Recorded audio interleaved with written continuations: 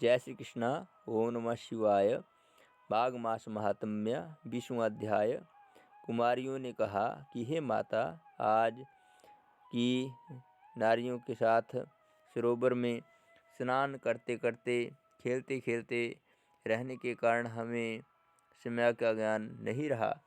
वे अपनी माताओं का ध्यान अपनी ओर से हटाए रखने के लिए तरह तरह की बातें करने लगी, परंतु उनके हृदय में तो ब्रह्मचारी युग पर मोहित ही वह थी, और जो अदृश्य हो गया था उसकी टीस उन्हें बराबर थी।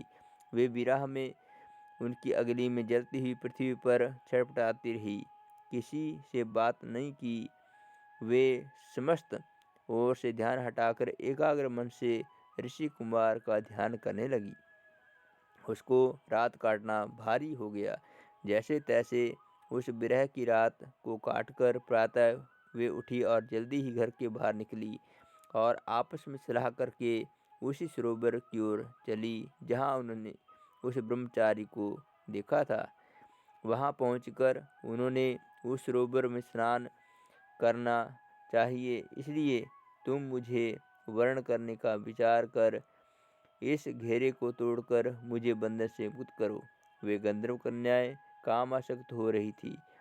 उस ऋषि पुत्र की वह अमृतवाणी सुनकर और भी अधिक अधीर हो उठी और बोली, हे काम रूप विद्वानों का कथन है कि धर्म से अर्थ और अर्थ से काम और काम से धर्म का उदय होता है। तुम्हारे संचित धर्म के कारण ही अब हम काम तुम्हारे सम्मुख है, अतः आप उसका उपयोग करें। यह तो स्वर्ग भूमि है, यहाँ दिव्य भूमि की कमी नहीं है। उचित है कि आप हमें निराश ना करें और हमारे कामाग्नि से जलते हुए हृदय को शांति पहुँचाएं।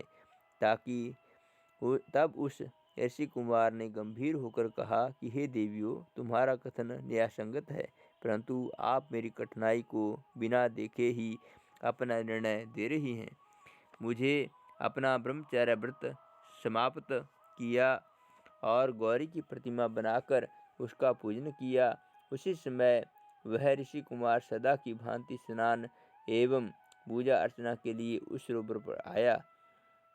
उसे आता देखकर उनके हृदय में कमल की तरह वह खिल जाता है और वे बिना कुछ सोचे विचारे दौड़कर ब्रह्मचारी के पास जा पहुंचती हैं, इस आशय के साथ कि कहीं वह भाग ना जाए।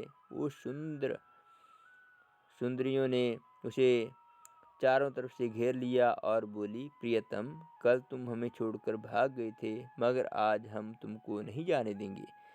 अपने को चारों ओर से उन सुंदरियों द्वारा घिरते हुए देखकर ऋषि कुमार चिंता में पड़ गया और उसने भली प्रकार से समझाते हुए कहा कि हे सुंदरियों, धर्म की मर्यादा को ध्यान में रखो।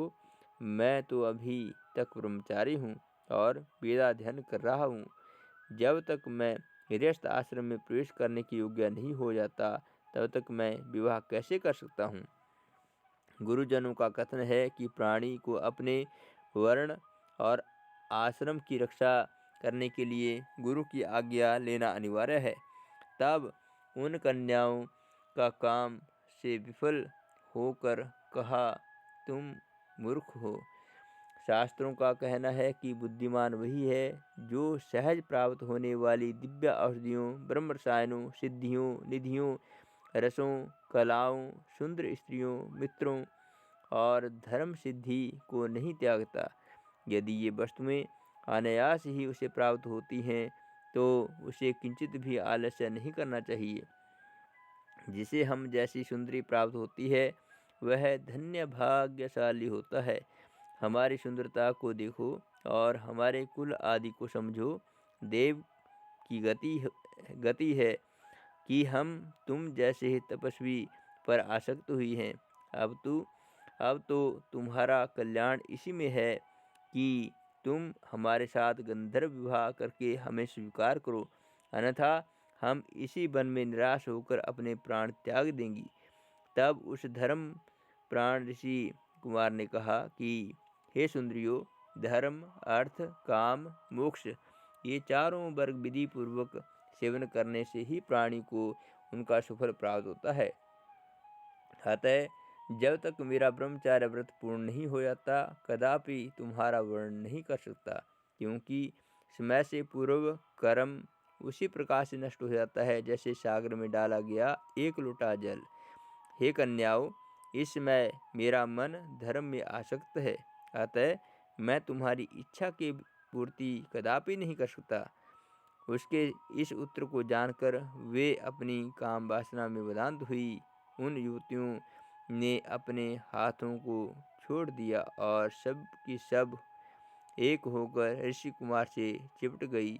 प्रमोदिनी ने उनके चरण पकड़े, सुशीला ने सुस्वरा और उसकी दोनों भुजाओं को जकड़ लिया, सुतारा ने वृक्ष की तरह वह चिपट गई और चंद्रिका ने उसके मुख को चूमने लगी। इस प्रकार काम शक्ति उन गंधर्व कन्याओं ने उत्तेजित करने के लिए ऋषि कुमार अपने धर्म की रक्षा में सफल रहा।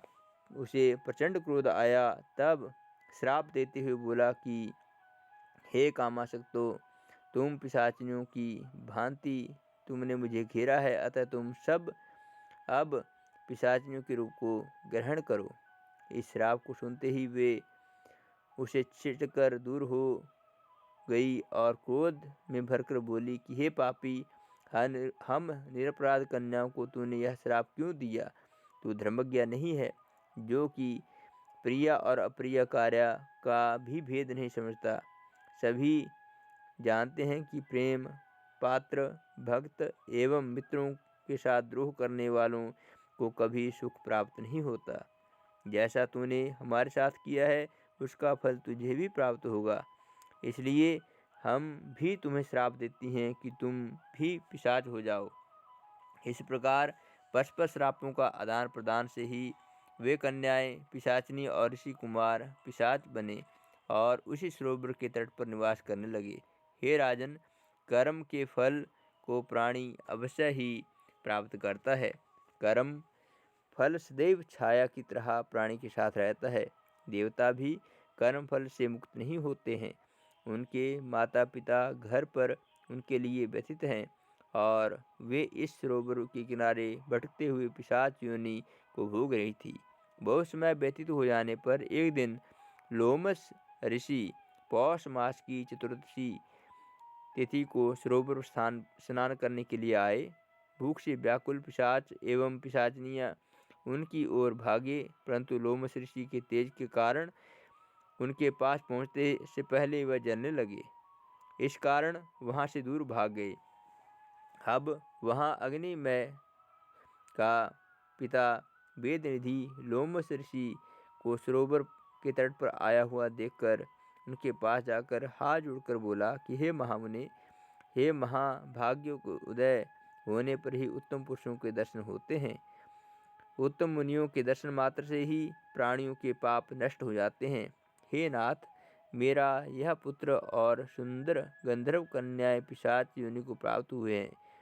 ये इसके परस्पर श्राप का प्रभाव है। इतना कह उन्होंने संपूर्ण वृत्तांत ऋषि को सुनाया और कहा कि हे मुने, आपके दर्शन मात्र से ही इनका निस्तार होगा। अब आप कृपा करके इनके कष्ट का निवारण होने का उपाय बताइए और इनके दुख को दूर कीजिए। आप हमारे इस चैनल को अवश्य सब्सक्राइब करें और अपने मित्र परिजनों के साथ इसे अवश्य शेयर करें, ताकि सनातन धर्म से जुड़ी हुई और भी रोचक जानकारी हम आपके समक्ष लेकर आते रहें। जय श्री कृष्णा। ओम नमः शिवाय।